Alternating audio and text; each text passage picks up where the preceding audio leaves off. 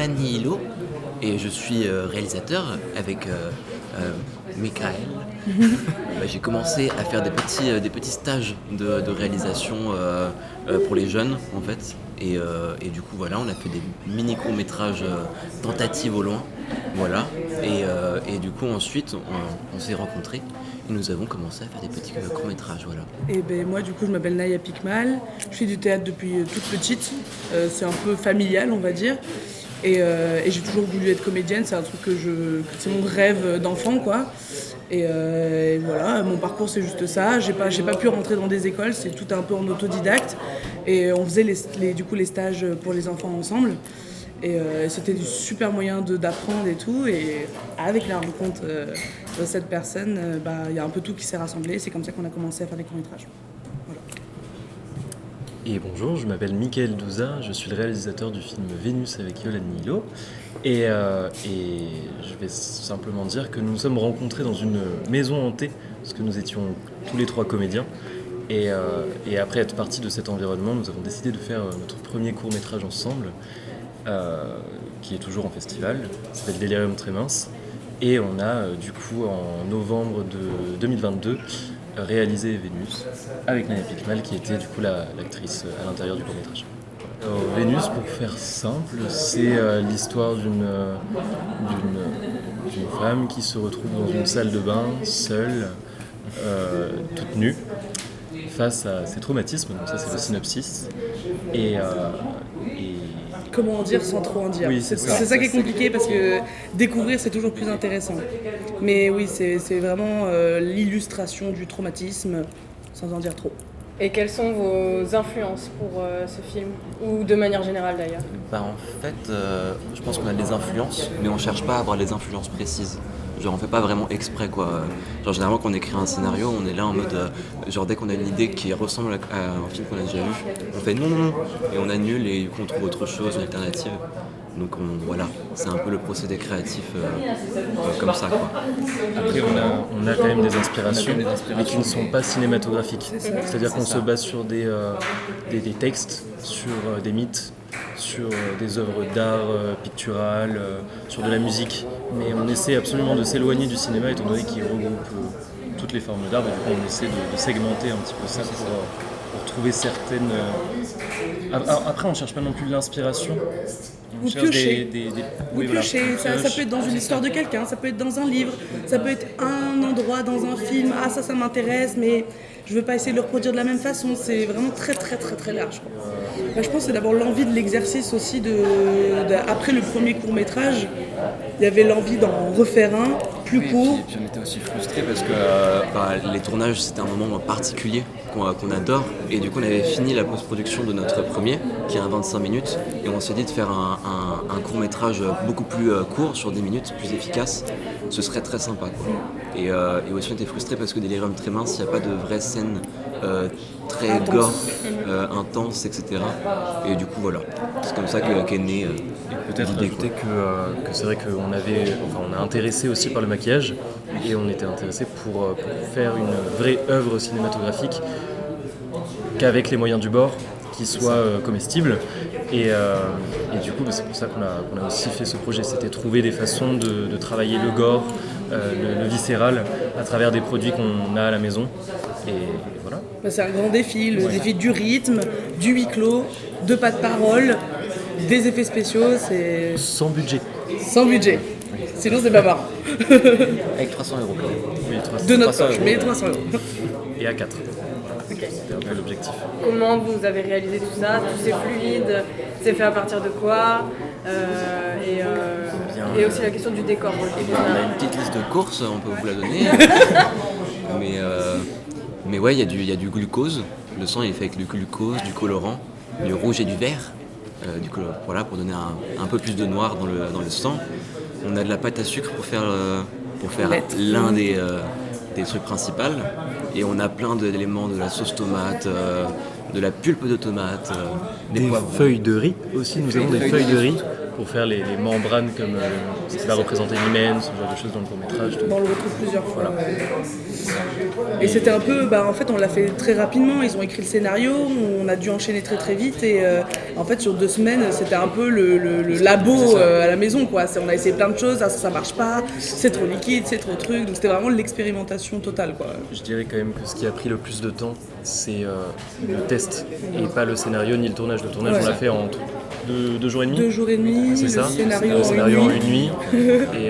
Et du coup les tests en 2 semaines. Ouais, c'est ça. Le temps que les produits arrivent, qu'on fasse plusieurs tests parce qu'il fallait aussi parler du lieu. Le lieu de tournage du coup qui était une salle de bain d'une amie. Qui nous intéressait pour la couleur bleue et la mosaïque qui était présente sur la totalité de la salle de bain. Le côté rouge sur du bleu, on voilà. trouve ça super Et puis intéressant. le fait que le bleu représente le froid, donc il y avait une dynamique aussi de symbolisme à travers la pièce et qui nous permettait, vu que c'était de la mosaïque sur la totalité des murs, de recouvrir la pièce de fluide. de fluide. Et voilà, donc il fallait faire des tests sur la matière qu'il y avait sur Chez les la murs, personne, chez la surtout que personne. c'était loin, on n'est pas véhiculé, donc il y a eu plein de mésaventures. Ça s'est fait en 2 semaines. Ça fait sur 2 semaines, ouais, c'est ça. Et c'est une amie qui nous a gentiment laissé tourner chez elle, alors qu'elle, elle ne supporte pas la vue du sang, donc elle ne verra jamais le court-métrage qu'on a fait. Mais elle savait ce que vous alliez faire. Oui, elle m'a vu, quoi, entre les pauses, elle m'a très peur.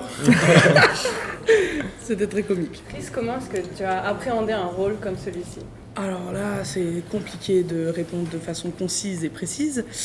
Comment j'ai appréhendé ça? En fait, je pense qu'il y avait l'envie du défi, en fait, avant tout. J'ai toujours voulu... En fait, de base, je suis plus dans le théâtre. Quand j'étais petite, je voyais mes parents faire des spectacles de danse avec de la matière, de la farine, de l'huile, des aliments. Et c'est un truc qui m'a toujours plu. Et la question de nudité, c'était forcément un très gros stress. Je suis à moitié à l'aise et à moitié pas à l'aise avec ma nudité. C'est un peu un travail constant. Mais vu que je suis avec 2 personnes avec qui je suis en totale confiance, que le scénario m'intéresse et que j'avais vraiment envie de voir où est-ce que je pouvais aller, puis voilà, de quoi je suis capable, du coup j'y suis un peu allée à l'impro. Je me suis dit, il faut que je fasse confiance. Je verrai sur le moment. Je propose. Faut pas que j'ai peur d'être nulle. Faut pas que j'ai peur faut pas que j'ai peur, tout simplement. Propose et tu verras ce que ça donne. Mais c'est vrai que c'était intense, quoi, concrètement. Même les conditions, vu qu'on n'était que 4, donc eux 2, ils couraient dans tous les sens. Moi, je pouvais rien faire. Je pouvais pas sortir de la salle de bain, vu que je suis recouverte, quoi, concrètement.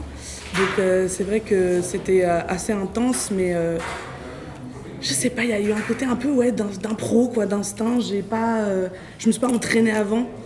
Parce que je me voyais pas hurler toute seule dans ma salle de bain et faire ça va, j'ai bien hurlé. Donc ouais, c'était beaucoup de stress. Mais étrangement, sur le moment, je sais pas, il y a un truc... je n'étais pas inquiète, j'avais juste envie de le faire. Après, il y a eu des moments de stress, d'angoisse, je suis à poil quand même, quoi. Puis je suis à poil et puis on le voit, quoi. Donc il y a eu des petits moments de remise en question, mais au final, je suis très contente d'avoir fait ça, quoi. Et maintenant que le film est projeté, comment tu le vis? C'est un peu un défi quand même à chaque fois, quoi. À chaque fois, j'ai quand même un moment lunaire de me voir à poil, quoi. Donc c'est toujours un peu étrange, mais en fait, on s'en fout. C'est tellement pas le propos, c'est tellement pas le sujet. Ce qui nous intéresse, c'est le fond, c'est l'émotion que tu ressens, c'est la beauté des plans. Donc j'essaye de virer mes voix dans ma tête et juste profiter du moment, quoi. Peut-être parler du défi vis-à-vis du symbolisme. Ah oui, c'est vrai que en fait on s'était posé une question parce que vu que je suis grosse, on avait peur que le fait que je sois nue, que l'horreur soit dans le côté corps gros, parce qu'on va pas se mentir, société grossophobe, etc. On va pas faire le blabla. Donc ça on avait peur de ça, et au final pas du tout. Et en fait on avait imaginé, mais est-ce que la nudité est obligatoire? On veut pas du nu que pour du nu, mais on voyait pas cette histoire-là avec des sous-vêtements ou avec une petite chemise. Ça marche pas. Ce qui nous intéresse, ça reste quand même la radicalité de notre propos, de notre film, de notre vision aussi du monde. On apprécie en fait le côté où on montre les choses jusqu'au bout et pas simplement en prenant des pincettes. C'est quelque chose qu'on a du mal à digérer. Donc, on y allait à fond. Et comment vous avez connu le festival? On a découvert la plateforme Film Freeway. Et en se renseignant un petit peu plus sur le cinéma déviant qui allait triturer, on va dire, les entrailles des les émotions, les entrailles des spectateurs, du coup c'est vrai que on a trouvé presque que ce festival qui était ressorti. Oui, voilà, qui était autant underground, Donc j'ai contacté Tinam pour voir dans un premier temps s'ils cherchaient toujours, quelles étaient les modalités d'inscription, ce qu'ils recherchaient vraiment. Et voilà, donc ça a été une grande surprise quand on a vu qu'on avait été sélectionné. Tu as acheté le film pour... Et oui, on a aussi acheté le DVD des dossiers du Sadik Master. Pour justement trouver des petites pépites de courts-métrages qu'on peut pas voir autre part. Et puis pour voir aussi la ligne directrice du festival. Et donc on a été surpris. Et c'est après le visionnage de ce DVD qu'on a fait le choix du coup d'envoyer Vénus, de participer.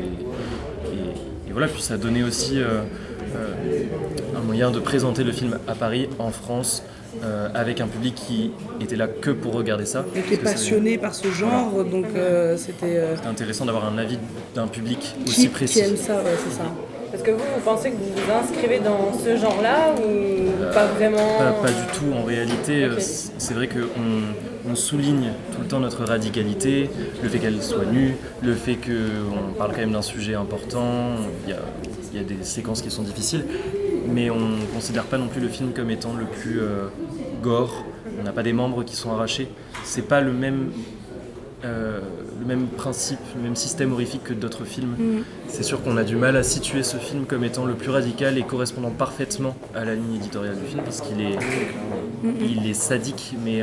Il n'y a pas de genre hyper net, quoi. Vas-y. C'est peut-être pas le court-métrage qui est sadique, mais le propos. Oui, c'est ça, ouais, voilà. Du coup, c'est compliqué de dire que vous faites de l'horreur, parce que quand on pense à de l'horreur, on inscrit directement à un type de film. Donc c'est un peu compliqué, c'est plus ce que vous aimez faire, c'est du drame horrifique. Drame horrifique, poétique. Une poésie indécente. Poésie indécente. C'est pas de l'horreur, mais c'est pas non plus un film qu'on peut montrer dans n'importe quel festival. Pas du tout, ouais, c'est ça.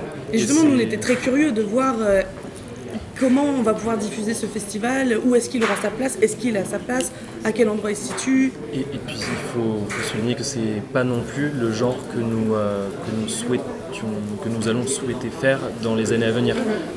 Là par exemple on a un long métrage qui est écrit, ça reste quand même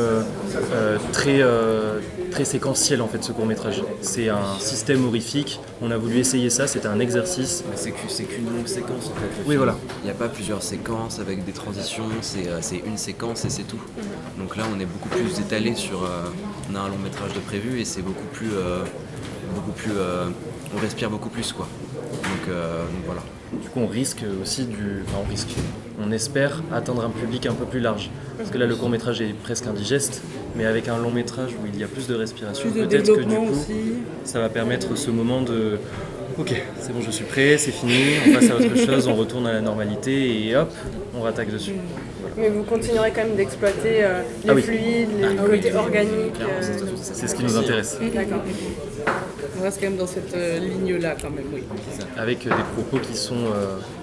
on veut du fond, on veut pas que de la violence, on veut une violence justifiée, expliquée, qui sert à quelque chose et que le spectateur il ressort pas avec rien, avec des questions, avec des remises en question, avec des émotions.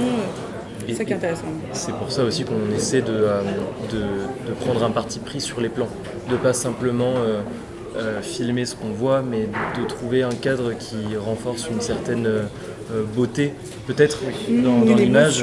Trouver une ligne originalité. C'est ça, et donc du coup le principe horrifique est entremêlé avec la poésie de l'image, et du coup c'est souvent ce qu'on nous répète, c'est que c'est à la fois horrible, mais tu peux pas détourner le regard, t'as quand même envie de regarder quoi. Parce que c'est beau. Parce que c'est joli. Du coup c'est ce qu'on essaie de rechercher constamment. Et pour conclure, qu'est-ce que vous pensez de votre premier jour au festival ? C'est trop bien, moi j'étais très surpris par la sélection, agréablement surpris. J'ai tout apprécié quoi. Et la découverte, c'était quoi déjà ? C'était 2551 ? 2551.01, partie 1, The Kid, qui était j'ai beaucoup apprécié. Ouais. J'ai beaucoup apprécié. Jouissance visuelle. C'est ça. C'était un peu le coup de cœur, on était très contents de découvrir ça. Parce que la photographie est sublime, c'est un parti pris, ça reste expérimental. et même les courts-métrages en fait. Ouais, tous les tous. courts-métrages sont hyper intéressants, ils sont tous différents. Du coup, c'est vrai qu'en termes de compétition, on peut pas être plus ravi que d'être dans cette compétition-là. C'est vrai. Parce qu'en tant que spectateur, on est heureux d'être là. Il y a les deux. On diffuse quelque chose, ça nous stresse, il y a tout le délire là. Mais en tant que spectateur, on est trop content de pouvoir découvrir ce genre d'œuvre et tout. Enfin, on a envie de revenir l'année prochaine, quoi, concrètement. Et puis l'ambiance est très cool. Ouais. Le public est incroyable, c'est super agréable. C'est très bon mood. Oui, c'est très bon mood. Voilà. Et c'est super pro aussi. Ouais, Donc c'est un bon mélange des deux. Donc, Ouais. Vous venez d'où, vous? De Montpellier, Montpellier, du sud. c'est ça. Ben, merci beaucoup à vous trois. Avec plaisir.